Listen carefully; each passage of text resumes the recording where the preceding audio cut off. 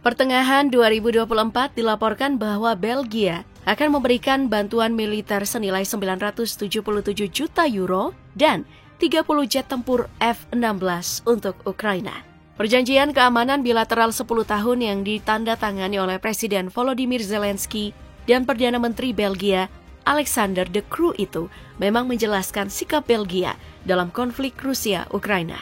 Sebagai anggota NATO dan Uni Eropa, wajar bila Belgia menunjukkan komitmen kuat dalam mendukung Ukraina.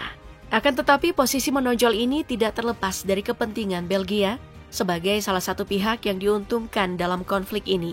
Belgia dikenal sebagai pembuat senjata dengan kemampuan tinggi seperti senapan mesin ringan P-90 dan senapan serbu SCAR-L.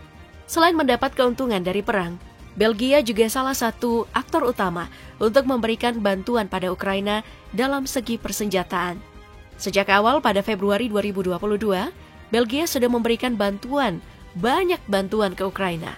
Selain yang telah disinggung di awal, pada Januari 2023, Belgia pernah mengumumkan paket bantuan militer senilai 92 juta euro yang mencakup 5.000 senapan mesin, 200 senjata anti-tank, dan 3.800 ton bahan bakar. Nah, melihat sikap dari Belgia ini, tentu menarik untuk mengetahui kekuatan militer Belgia secara keseluruhan. Apakah negara ini adalah salah satu negara NATO yang bisa menghadapi ancaman Rusia di Eropa? Dari sejarah yang diukir oleh Belgia, negara ini setidaknya sudah merdeka selama 194 tahun sejak Oktober 1830 dari Belanda. Perjalanan Belgia dalam kemerdekaannya tentulah tidak mudah. Perlu 9 tahun untuk Belgia agar diakui sebagai negara merdeka. Pada saat pembentukan organisasi-organisasi utama dunia seperti PBB, Belgia menjadi salah satu yang pertama masuk di tahun 1945, tepat setelah Perang Dunia Kedua. Kemudian di tahun 1949, Belgia juga masuk sebagai 12 negara pertama yang menjadi anggota NATO untuk mengamankan posisi di Eropa dan mengesahkan diri sebagai sekutu Amerika Serikat. Kepentingan Belgia untuk hidup sebagai bagian dari NATO dan juga sekutu Amerika Serikat tentu bukan tanpa alasan, karena secara kapasitas militer, Belgia bukanlah negara sekuat Rusia, China, ataupun Iran yang bisa berdiri sendiri. Jika ingin membahas kekuatan militer Belgia, mari mulai dengan personil militernya dahulu. Di atas kertas, Belgia sekarang memiliki 31.400 total personil yang terbagi atas 25.000 personil aktif, 6.400 personil cadangan, dan tidak ada paramiliter sama sekali. Jumlah dari personil militer yang dimiliki oleh Belgia ini sebenarnya sangat minimalis, hanya 0,3% dari total populasi yang mereka miliki, yaitu 11,8 juta jiwa. Di antara semua personil militer ini, Belgia juga punya pasukan elit dengan moto Who Dare Wins. Tidak banyak hal yang diketahui tentang pasukan elit Belgia tersebut, namun misinya ada beragam, mulai dari kontra-terorisme, spionase, penyelamatan sandera, dan lain sebagainya.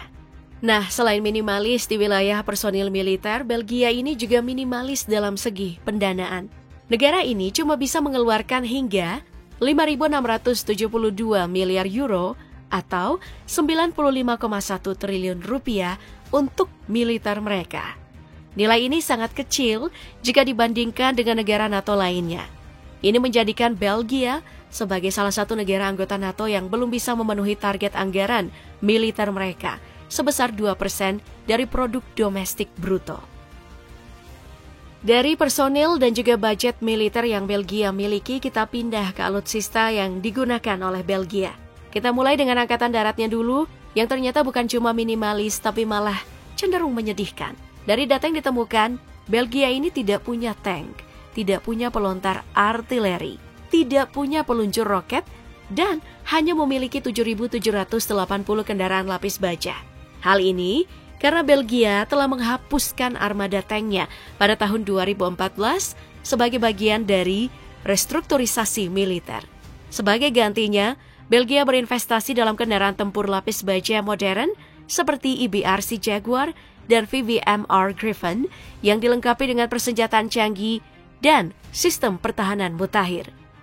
Belgia membeli EBRC Jaguar sebanyak 60 unit dan VBMR Griffon sebanyak 382 unit. Semua alutsista ini direncanakan akan mulai dikirim ke Belgia dari Prancis di tahun 2024 hingga 2027 mendatang. Sementara, peluncur artileri yang dibeli oleh Belgia berupa Caesar NG sebanyak 28 unit dan Griffon Mapak sebanyak 12 unit. Untuk Angkatan Udara Belgia, sedikit lebih baik ketimbang kekuatan Angkatan Darat mereka tadi. Belgia memiliki 44 jet tempur, 42 pesawat misi khusus, dan 20 helikopter. Persoalan modernisasi alutsista yang dilakukan Belgia untuk Angkatan Udara mereka patut diacungi jempol. Bagaimana tidak, Belgia ini membeli salah satu jet tempur paling mematikan dari Amerika, yaitu F-35. Secara spek, F-35 ini terbang di kecepatan Mach 1,6 atau 1975 km per jam dengan jarak tempuh maksimal 2.800 km.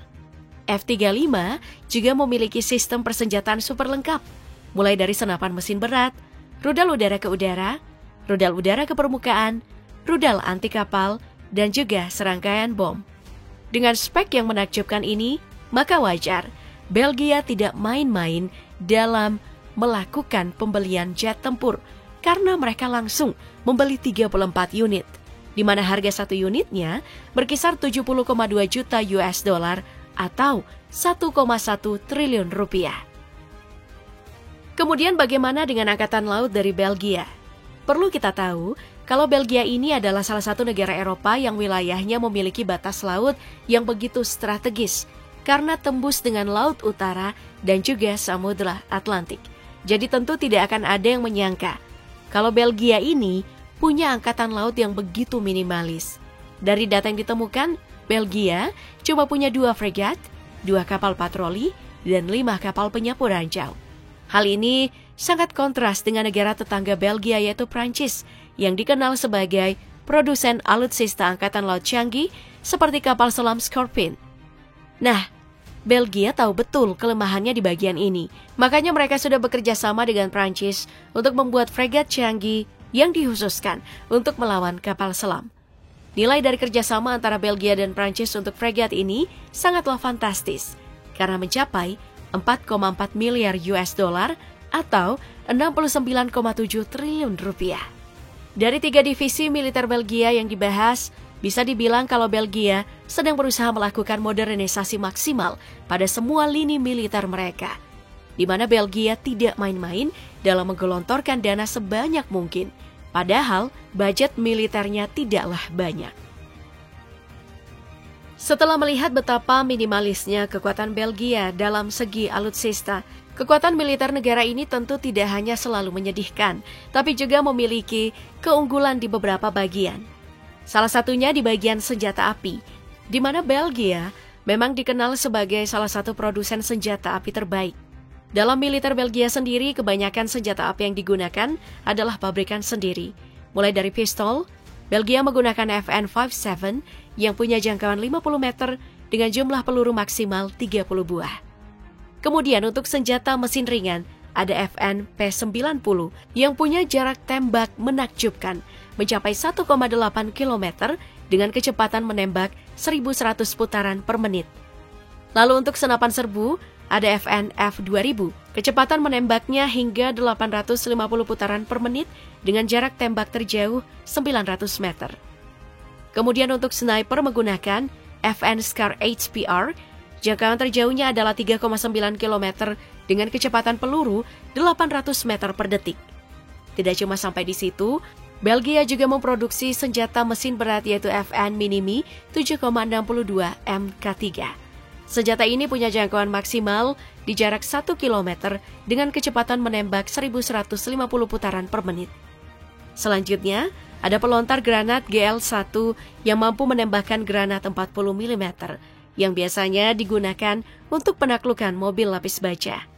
Dengan perkembangan produksi senjata api yang besar dari Belgia ini, memang membuat bingung. Kenapa Belgia bisa terbelakang persoalan alutsista? Padahal tentu saja untung dari penjualan senjatanya tidaklah sedikit. Jadi jika bilang apakah Belgia bisa bertahan dengan gempuran Rusia? Jawabannya masih tidak. karena kemampuan militer minimalis mereka yang tadi kita bahas. Secara peringkat, Belgia juga tidak masuk di 10 besar NATO dan cuma berada di posisi ke-21.